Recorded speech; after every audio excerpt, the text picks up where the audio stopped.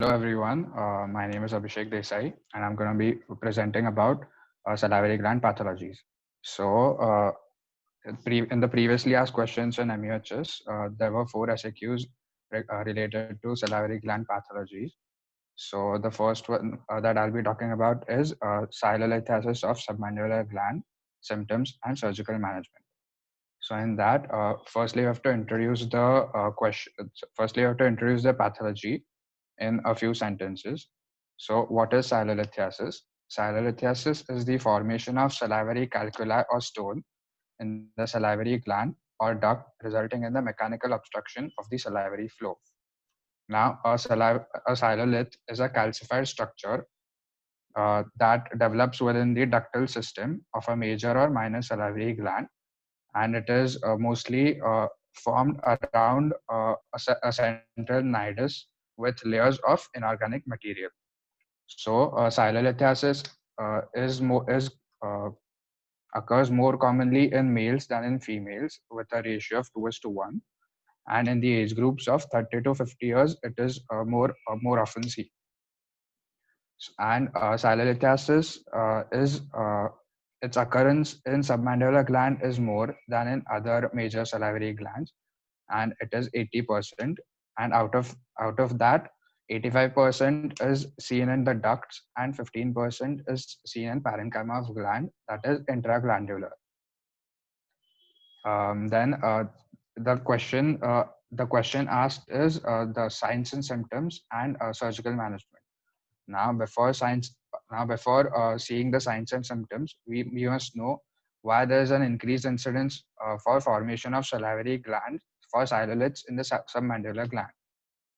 Now, in a submandibular gland, the precipitation of calcium and phosphate salts is seen more than in other glands. It's because the pH of saliva from submandibular gland is relatively more alkaline, and its pH ranges between 6.8 to 7.1. Now, this saliva contains more concentration of calcium and phosphate salts in form of appetite. The second reason is high viscosity of saliva due to more mucus content. Now, the Wharton's duct, that is the duct of submandibular gland, is longer and tortuous. Plus, its orifice is situated at a higher at a higher level than the duct, thus causing stagnation of saliva. Hence, more number. Hence, the incidence of silolithiasis in submandibular gland duct is more. Now, the signs and symptoms. There may be total absence of subjective symptoms in some cases, whereas some symptoms may be seen more prominently. Now, there might be moderate to severe pain associated with swelling during and after meal. This is called the mealtime syndrome. That is, during the meal, salivation increases, and as the silolith is obstructing the flow of saliva from the gland to the oral cavity, more pressure is created inside the duct, which causes pain. There is a swelling which is of diffuse type, and the swelling reduces gradually during the rest period, that is after the meal ends. Now, there is tenderness over the Wharton's duct due to inflammation of the ductal epithelium. There is gelatinous, cloudy, mucopurulent discharge from the duct due to the inflammatory changes inside the duct. And if it is present inside the gland becomes enlarged, tense, and tender. Fever might also be present in cases of intraglandular silolithiasis. Before management, the submandibular gland silolithiasis is diagnosed using bimanual palpation and digital manipulation. So, in that, the palpation in floor of mouth along duct indicates presence of calculus, and inability to milk saliva from the duct confirms the presence of stone. Now, these are now this palpation is complemented with radiographs. So, firstly, occlusal radiograph is made to check the location of the cellulite inside the duct, and lateral oblique mandibular radiograph is also taken. Xylography is done to identify the location of calculus. CT scan is done to detect the gland enlargement and its extent. Then ultrasonography is done in cellulites which have a size more than 2 mm, and scintigraphy and MRI are also done, can be done. In surgical management, firstly, before surgical management, a conservative treatment is done, which includes a local heat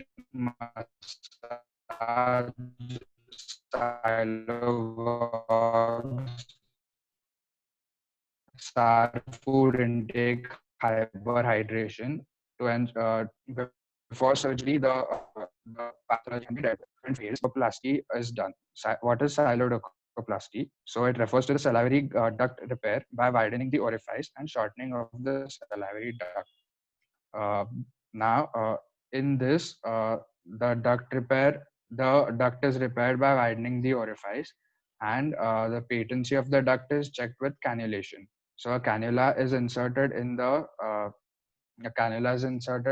the duct to check its patency. The duct epithelium is stitched open with the mucosa of the floor, and it is kept for 7 to 10 days. And a stent might be needed to ensure that the duct opening does not narrow, or yeah, so it does not narrow.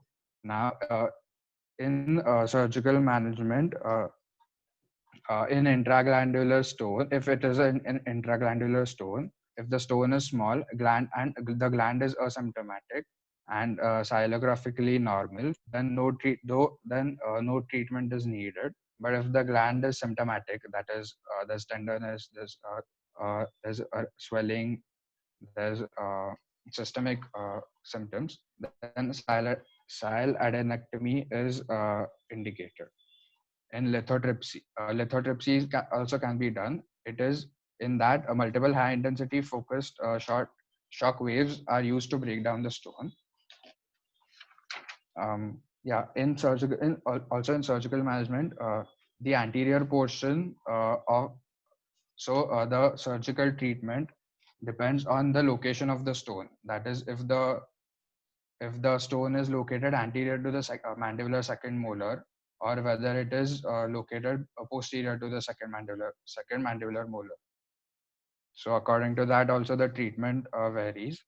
In that, if it is anteriorly located, then the incision, then the incision, then the location of incision varies. Okay, so for an SAQ, this much is enough. In ranula, so the second SAQ is ranula. So ranula is a retention cyst of salivary gland origin occurring in the floor of mouth. The bulging cyst wall looks similar to a frog's translucent underbelly. Its etiology is a partial obstruction of distal end of duct with dilatation, or the second cause might be disruption of the duct with formation of connective tissue line space. So this is a mucus retention cyst. Its types are simple ranula and plunging ranula. So it is a true ranula is a true retention cyst, which appears as a blue dome-shaped, translucent, fluctuant swelling in the floor of mouth. It is painless and most of the times and always unilateral. Deviation of tongue to the opposite side. Extrusion of thick translucent fluid in the mouth is seen. A plunging ranula or cervical ranula. It is a clinical variant of ranula that occurs beyond the mucous membranes of the oral cavity into the floor of mouth through a hiatus of mylohyoid muscle and into the facial planes of neck. Its surgical management consists of complete excision. The cyst bursts. Most of the time, the cyst bursts before dissection is completed. That's why the content is aspirated out and thus complete excision becomes easier without bursting. Marsupialization and partial excision, excision of superior wall of lesion and suturing of inner wall of mucosa of the floor of mouth. The third SAQ was benefits of scintigraphy. So, scintigraphy is a nuclear medicine test that evaluates the function of the salivary glands. It provides dynamic, objective, and quantitative measurement of the major salivary gland function. It allows for a differentiation of abnormalities in saliva production as uptake ratios and secretion as excretory ratios. The isotopes used for salivary gland is technetium 99M per, per technetate, which provides excellent images with sharp contrast. Xylography. Xylography is a radiographic method that can detect anatomic changes in the salivary duct system. So the benefit of scintigraphy over xylography is that it provides useful information about salivary gland function by measuring the rate and density of technetium 99 per technetate uptake in the mouth after intravenous injection. So it can be used in the detection of salivary gland dysfunction in diabetes patients and in if there's impairment of salivary excretion in Sjogren's syndrome. The fourth SAQ was to differentiate between primary and secondary Sjogren's syndrome. Now, Sjogren's syndrome. Um, Sjogren's syndrome is a chronic systemic autoimmune disorder that principally involves the salivary and lacrimal glands, resulting in xerostomia and xerophthalmia. Now, primary Sjogren's syndrome consists of Sika complex, which uh, which which consists of keratoconjunctivitis sicca and xerostomia. That is xerophthalmia and xerostomia. Whereas secondary Sjogren's syndrome, there is Sika complex secondary to an autoimmune disorder. These autoimmune disorders can be polyarteritis nodosa, uh, rheumatoid arthritis, scleroderma, or lupus erythematosus. In primary Sjogren's syndrome, anti-SSA and anti-SSB uh, anti-SSB uh, factors are seen more are found more prominently, whereas in secondary Sjogren's syndrome they are not found that prominently. Uh, these anti-SSA and anti-SSB factors cause a speckled pattern in immunofluorescence. So a speckled pattern is seen in primary Sjogren's syndrome, whereas it is not seen prominently in secondary Sjogren's syndrome.